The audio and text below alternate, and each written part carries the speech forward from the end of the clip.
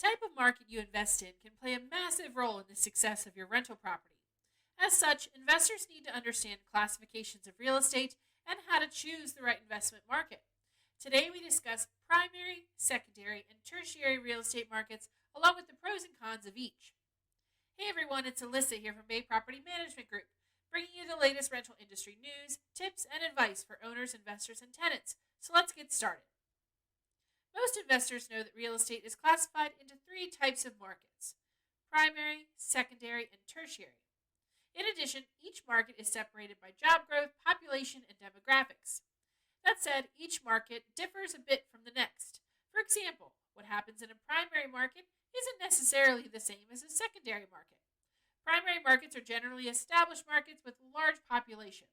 On the other hand, secondary and tertiary markets tend to be emerging real estate opportunities. So let's examine them one by one. Primary real estate markets. First, let's talk about primary real estate markets, also known as a gateway or established market. Primary markets consist of large cities with a high population, around 5 million people or more, and long-established commerce development. Some of the major cities in primary markets include Los Angeles, San Francisco, New York, Boston, Washington, D.C., and Chicago. Primary markets are known for being economic leaders with a significant contribution to the GDP of the United States. Furthermore, primary markets are home to educated and innovative workforces, along with some of the most expensive housing. Primary markets also find themselves being a focus point for private equity funds, REITs, and foreign investors. Secondary real estate markets. Also known as magnet markets, secondary markets typically have a substantial population and significant job growth. In other words, they are in-migration locations for investors and businesses. With the population increasing and the job market growing faster than average in the U.S., secondary markets are driving high demand. Some examples of cities in this market include Nashville, Phoenix, Austin, Dallas, Charlotte, and Atlanta. Rapid population growth drives secondary markets and accounts for the majority of real estate development and job growth. That said, secondary markets are popular among real estate investors who want to invest in cities that will provide business growth. And lastly, tertiary real estate markets. When it comes to the classification of real estate markets, tertiary is at the bottom. However, that doesn't mean that they are a bad investment decision. In fact, they can be quite the opposite for savvy investors. Instead, these emerging markets offer steady but controlled job growth. Typically, populations in these areas are under 1 million, and both traditional and innovative economic influences can drive them. Some of the most popular cities in tertiary markets include Kansas City, Missouri, Raleigh, Charleston, Omaha, Des Moines, and Colorado Springs. When choosing an investment property in a tertiary market, investors should look for opportunities that provide job growth and business potential. No matter what market you decide to invest in, there are a few advantages and disadvantages to each. That said, investors must learn as much as possible about the market they want to invest in. If you want to learn more about the pros and cons of each classification of real estate, here are a few points to consider. The advantages of primary markets include investors can gain higher income with real estate properties in primary markets. Primary markets are home to some of the most educated and innovative workforces in the United States. And larger cities like Los Angeles and Chicago are more diverse and economically varied than cities in other markets. On the other hand, a few cons of primary markets include investment prices can be generally pretty high. Competition in primary markets can drive up home prices, resulting in a high price-to-rent ratio, which can potentially lower income. And more people have recently moved from primary markets to more minor secondary markets.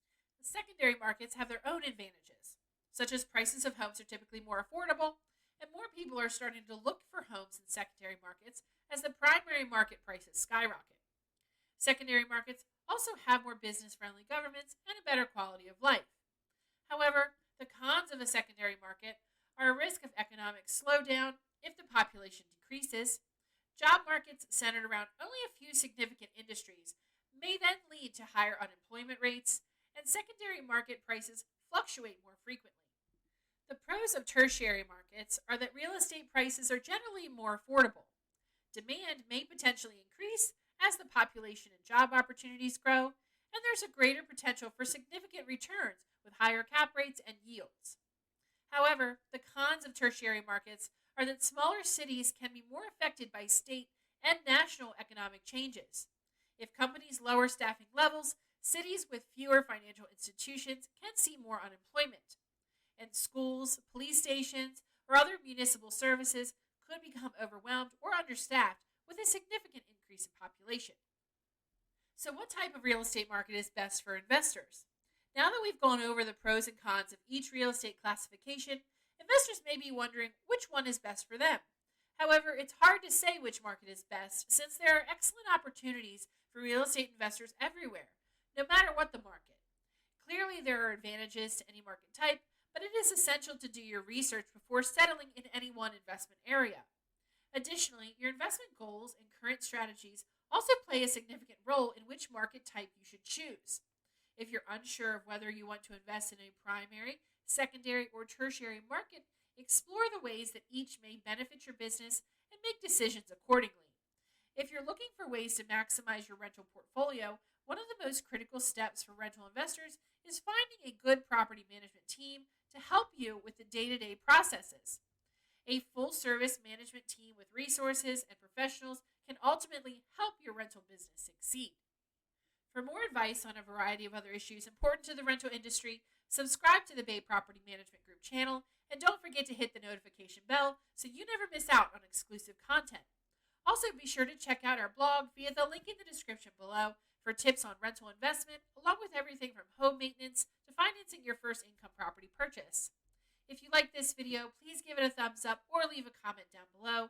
Thanks for watching, and we will see you in the next video.